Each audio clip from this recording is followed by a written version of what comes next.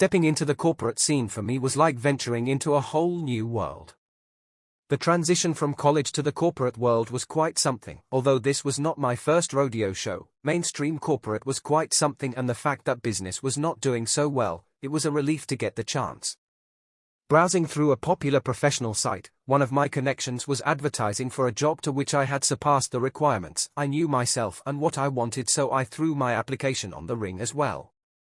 A few weeks later, after I had forgotten about the application, an interview invite came on mail, followed almost immediately by a phone call from a soft-spoken secretary, or so I thought. The interview was to be the next day, and with not so well-structured company, I had limited to no details on how the interview structure would look like, but oh well, I was ready for anything, and in any case, the worst thing that could come out of it is a no, and my life would still go on. Interview day was with us. I had been slotted from a mid-morning. I wore semi-officially, with a suit trouser, official shoes, and a white shirt, topped with a half sweater and a tie. I commuted to the closest bus stop that I had thoroughly researched on. The building was quite close, so I just walked in from the bus stop. I inquired from the guard on the office direction. He guided me to the reception, where a call was made upstairs alerting them on my arrival, and I was escorted via the elevator. Looking at the beautiful sight of the corporate zone through the glass-walled elevator, I enjoyed the scene, and no sooner had I started imagining this would be my everyday than we reached the office floor. I was ushered into the reception, who guided me to the waiting area.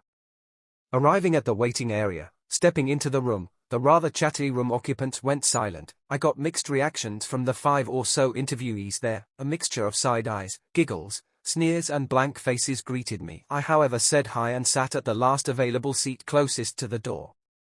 A few prolonged stares, but this faded away on my mind as I observed this well-suited individual who looked like he was here to sign the contract already. Furthermore, majority of the other interviewees seemed to know and respect him a lot.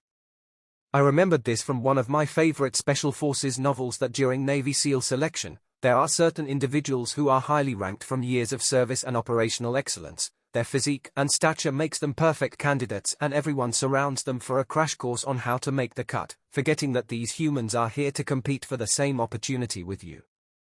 I sat silently listening to people recapping how this individual is all that, and that they were here for formalities, especially after seeing this guy.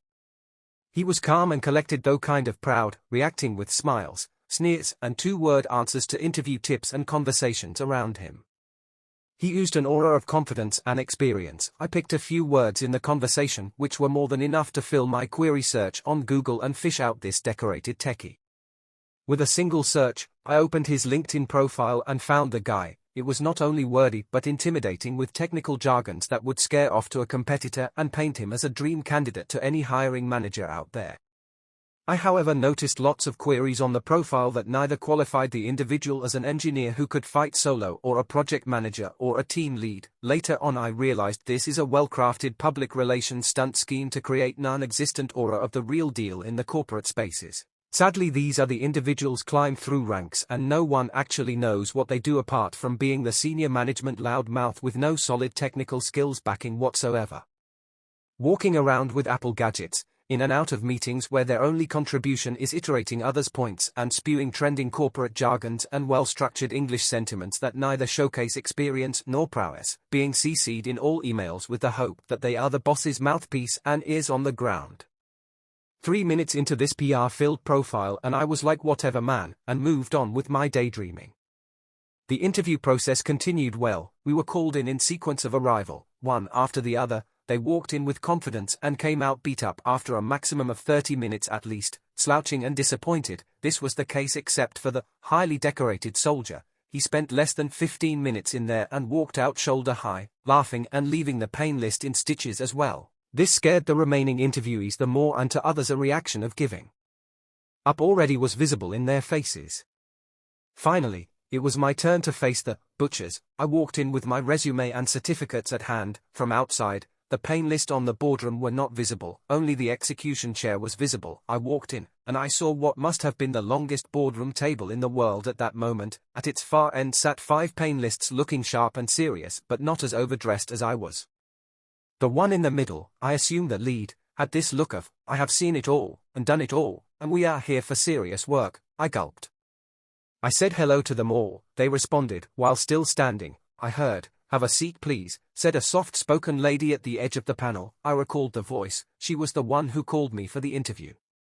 I sat down. Another pain list went. "Please introduce yourself and tell us about your experience." I did my introductions: name, academic qualification, experience, and conversant stack, including what I am looking for in my profession at this juncture. Everyone but the man in the middle asked various questions to gauge my reasoning and expertise. Finally came the man. He had his laptop on and started reading out the theoretic and practical questions related to this role, a barrage of questions.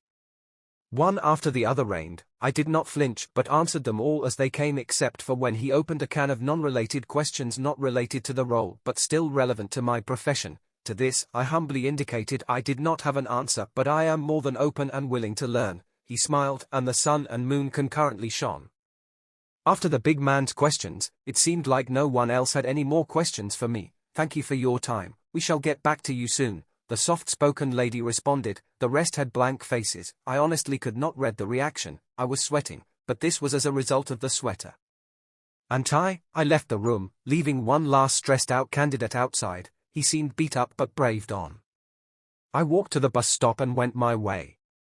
During the interview, I had been asked how much I expected to earn earlier, and I indicated the range, a habit I have to date, and is ideally best practice where professionals are involved.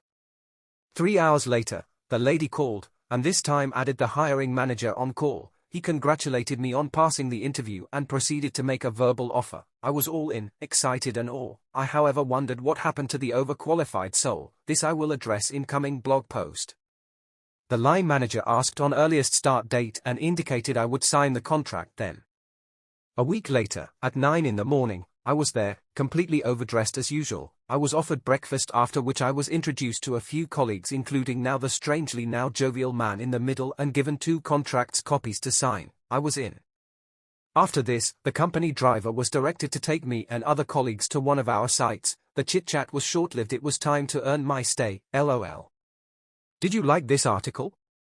Don't forget to subscribe, follow our blog on the description section, like and comment. As well, feel free to submit your corporate stories to the email on the description for a chance to have them featured anonymously on the blog and on this channel.